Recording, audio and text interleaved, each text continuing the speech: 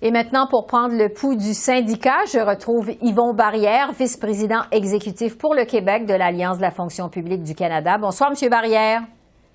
Bonsoir, Mme Bégin. Quand on s'est parlé lundi, vous disiez être confiant d'en arriver à une entente avec le gouvernement pour éviter cette grève. Qu'est-ce qui s'est passé pour que vous mettiez finalement votre menace à exécution? Ah ben effectivement, j'étais confiant lundi, j'étais même confiant mardi. J'étais confiant même lorsqu'on a déposé la fameuse offre globale finale en fin de journée. Mais écoutez, nos équipes de négociation ont été tellement déçues. Il y a juste eu des changements de chiffres, donc il n'y a rien qui pouvait à ce moment-là combler l'attente de nos équipes de négociation. Ouais, pourtant... J'étais le premier extrêmement déçu. Oui, d'autant plus qu'Ottawa disait que les partis étaient vraiment tout près d'une entente, qu'un accord était à portée de main lorsque vous avez finalement décidé de déclencher la grève. Est-ce que vous auriez pu quand même attendre un peu avant de passer à l'acte?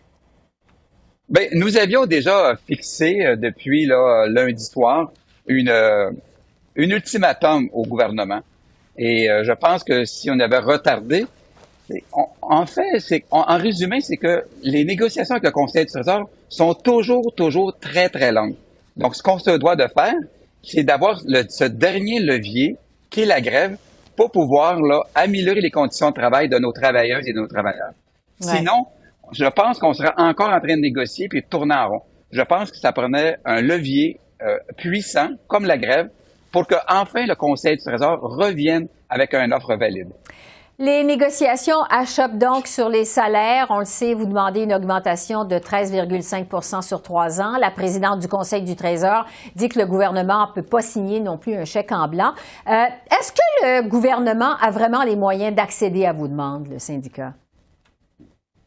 Bien, écoutez, le salaire et les bénéfices des fonctionnaires fédéraux par capita est inférieur à celui de 2010. Donc, je pense que nos demandes salariales sont complètement justifiées. Donc, moi, je pense que si le Conseil du Trésor peut augmenter leur offre et un ajustement salarial valide, mais je pense qu'on va pouvoir s'entendre dans les prochaines heures ou dans les prochaines journées. Absolument. Ouais.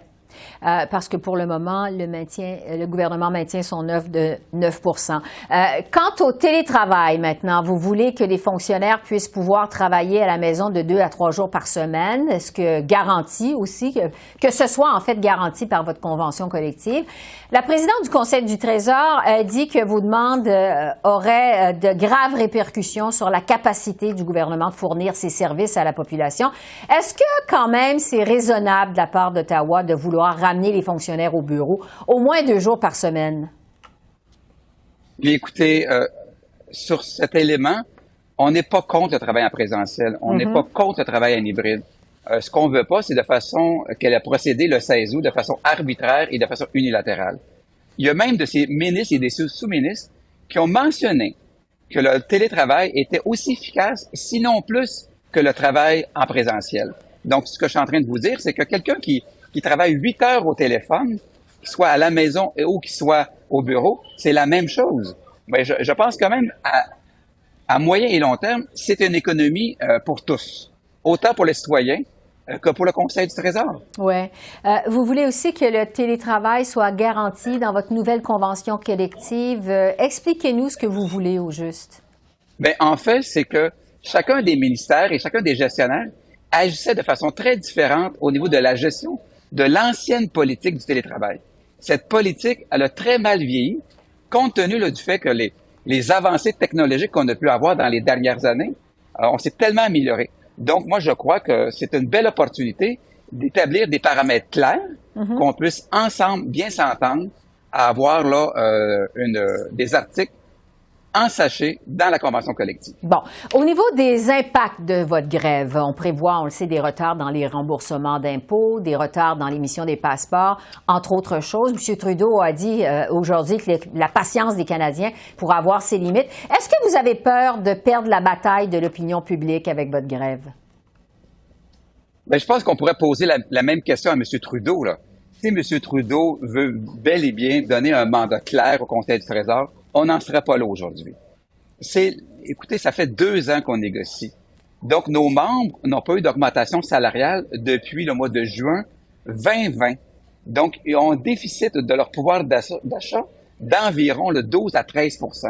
Donc, je pense qu'il est temps que le Conseil du Trésor vienne se rasseoir parce qu'on les a attendus toute la journée pour négocier. Malheureusement, ils ne se sont pas présentés aujourd'hui. Ouais.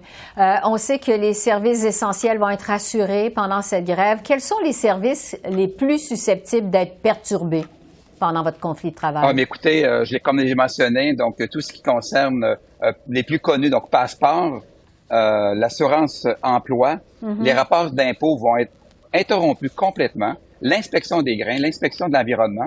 Donc, il y a beaucoup d'inspections au niveau des transports. Donc, il peut y avoir des répercussions au niveau des ports et des aéroports éventuellement. Oui.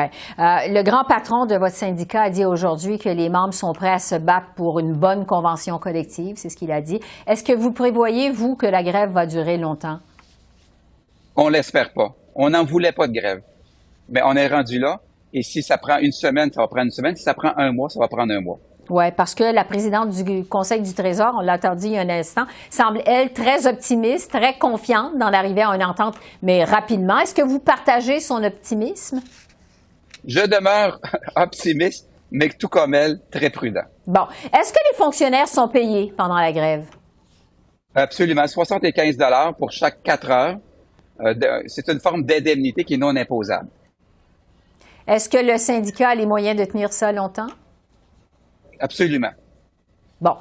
Sur la menace d'une loi spéciale pour vous forcer à retourner au travail, le premier ministre l'a écarté pour le moment. Est-ce que vous craignez qu'on en vienne à ça entre-temps, qu'on vienne à une... Pas du tout. Non? Et ça va y prendre une entente avec un autre parti. Le NPD a déjà confirmé. Le Bloc québécois a déjà mentionné qu'il était trop tôt pour s'avancer. Donc, je ne pense pas que M. Trudeau va aller voir M. Pierre Poilievre. Et d'autant plus que M. Trudeau a bel et bien mentionné au mois de décembre dernier que Doug Ford devrait retourner avec ses fonctionnaires à l'éducation pour négocier et non passer une loi spéciale. Dernière question, M. Barrière. Vous dites qu'il n'y a pas de négociation, qu'il n'y a pas eu de négociation aujourd'hui. Est-ce qu'il y a des pourparlers de prévus prochainement? Écoutez, on les a invités ce matin à 10 heures. Ils ne se sont pas présentés. Donc, on attend nos équipes de négociation.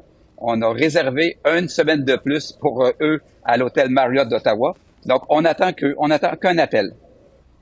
Alors, on va suivre ces négociations, négociations. Il y a Yvon Barrière. Merci beaucoup. Merci. Merci, je vous en prie. Au revoir.